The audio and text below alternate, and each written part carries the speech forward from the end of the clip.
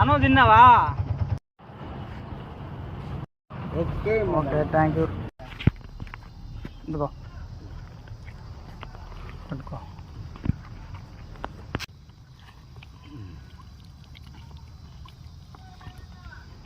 అవునండి.